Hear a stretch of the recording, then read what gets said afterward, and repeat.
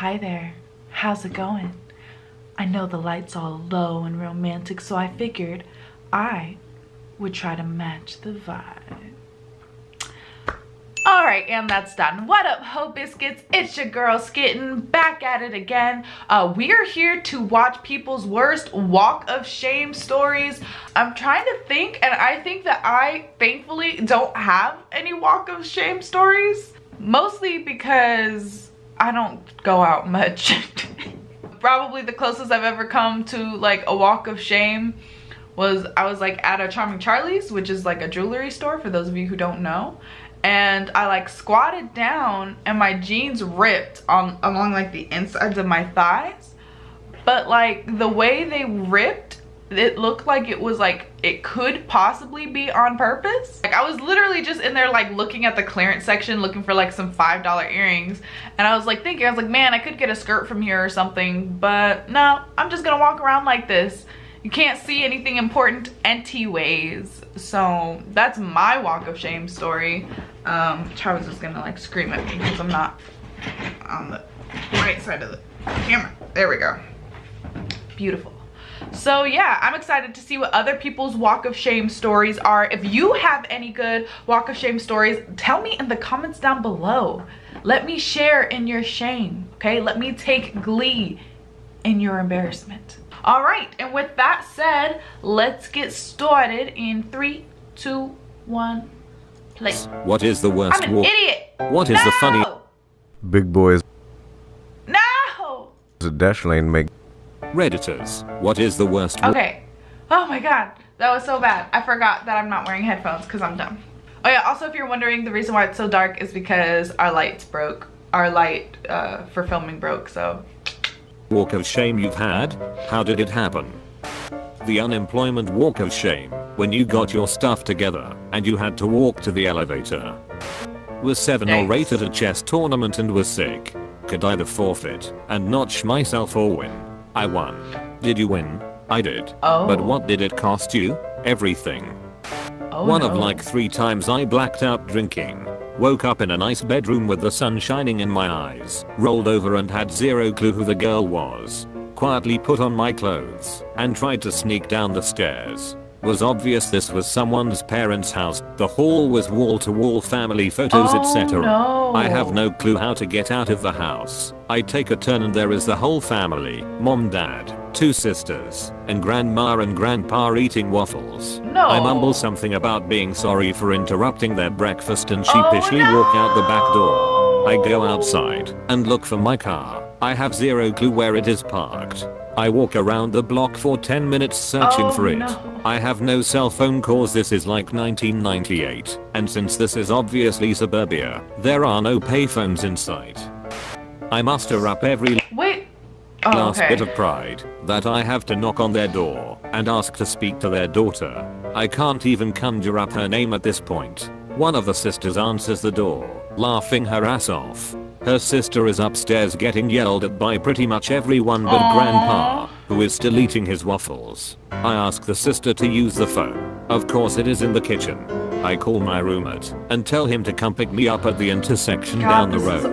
Whole time the grandfather is giving me the stinky and the sisters are like in tears laughing. Roommate picks me up 45 minutes later because I'm about as far across town as in physically possible. How? Brings me back to the club where my car was parked. At least my dumbass didn't drive there.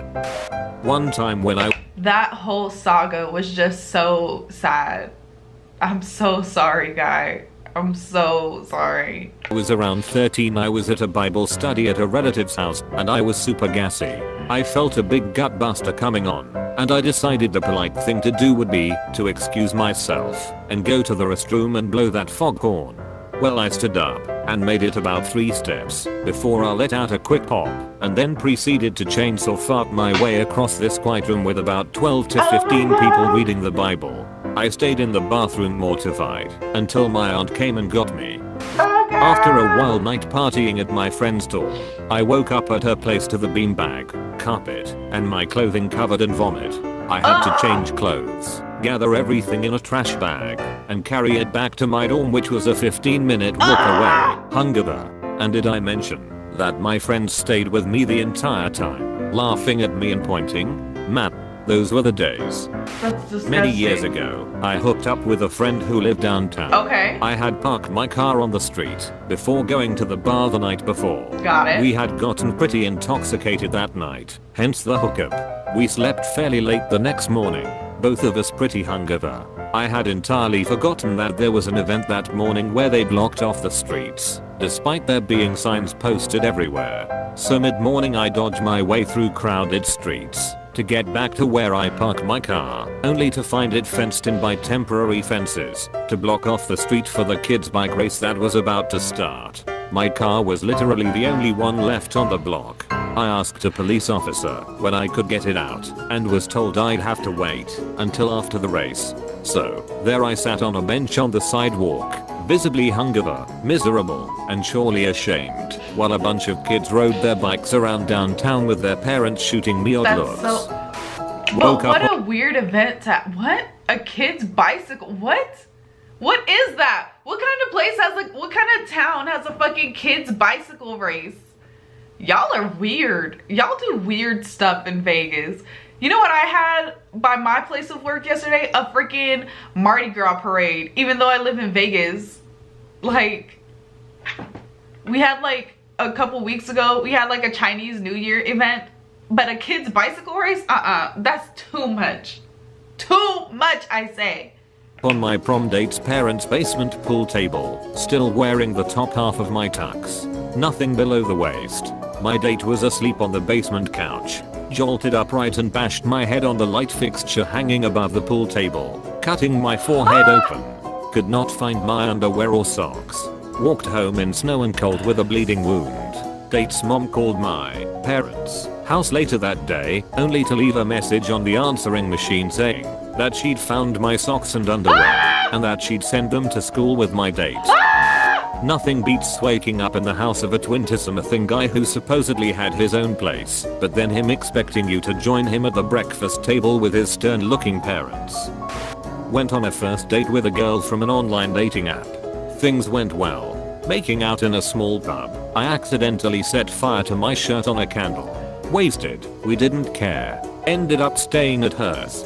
Had to walk to work through central London the next morning in a half-burnt shirt until I could find a clothing shop and buy a t-shirt. Maybe not the walk of shame you are asking about, but a few years ago I accidentally shat myself at the very crowded I am Stursum sign. What? I had a very sudden bout gastro, with almost no warning. I had to do the walk of shame through the crowded streets of Amsterdam in a soaked pair of chambray short shorts. I tried to shoot a piece of rubbish into the bin and missed, so the teacher stopped the entire class and made me go put it in. Not many worse feelings than waking up in someone else's hostel room, sleeping 10, stark naked on a bottom bunk with no covers over you, then trying to find your underwear amongst about 5 people's piles of clothes. I mean, yeah, definitely find your underwear though, and not anybody else's. Best friends and I went to a club without the knowledge that a well-known actor from a famous Australian TV show was making an appearance. We didn't understand all the commotion in the club until we saw a poster advertising his appearance. We never heard of the bloke beforehand because both of us don't watch the show. Okay. Anyway, he came up to us and sparked a conversation, and I whisper to my friend, "If you don't go home with him, I will be very disappointed in you." She accepts his offer to go back to his hotel, but we don't know this bloke. He could be dangerous. I wanted my friend to enjoy her night, so I went over too just in case anything happened. So while my friend is having the time of her life in the bedroom, I passed out on the lounge. I'll admit I wasn't the best bodyguard. Right. Hungover if I wake up in the early hours of the morning and they're both still in the room. I call my other good friend and ask her to pick us up from So hotel in the city. My makeup is a mess. My hair is knotty and looks like ex-hair. I'm still in my town outfit, which is tight AF, and I slip on the complimentary hotel slippers. They're better for my exit than my bulky heels, right? So I did absolutely nothing but sleep, and I walked through that whole hotel and out on the street. I could feel eyes on me with the obvious thoughts that I had a one-night stand. Yikes. If only they knew I was just trying to be a good friend. Was at a university residence partying. Went back to a girl's room. Ended up vomiting. Went to the laundry room at the end. Why are so many of these fucking walk of shame stories involving bodily fluids? What is wrong with you guys? Are you okay? God, bring some fucking Pepto-Bismol with you. Jesus, people. End of the hall and threw my vomit-soaked wool sweater in the washer then dryer. Passed out sitting on the dryer and fell sideways banging my head on the shelf beside. Woke up with blood on my face and pants. What? A shrugged, vomit-stained sweater. Was unsure how to exit the building and walked back to my parents' house. Took an hour through a busy enough area. Thank God they just put me to bed without asking questions. Dear God. Used to work at a leisure center where we hosted kids' parties with a bouncy castle. We weren't licensed to have it outside, so we used to have it in one of the function rooms, and whilst setting it up we were asked to make sure no adults go on it because the ceiling was too low and they'd hit their heads. Anyway, one time my grandma hosted her birthday party there and all the kids are on the bouncy castle. I'd already told my aunts and uncles that they aren't allowed on. Then in a fit of what I can only assume is temporary insanity, the inner child in me takes over, and I launch myself onto the bouncy castle, and in one bounce I fly up and crack my head open on the ceiling. I'm wearing a white shirt and blood is flowing from my open head wound onto it. All the kids are screaming and crying. My workmates have to come in and mop up all the blood whilst I'm paraded past them on my way to R&D. So yeah, no adults on the bouncy castle, guys. I was dating this girl early freshman year of high school and we were at her place when her parents were supposed to be out of town.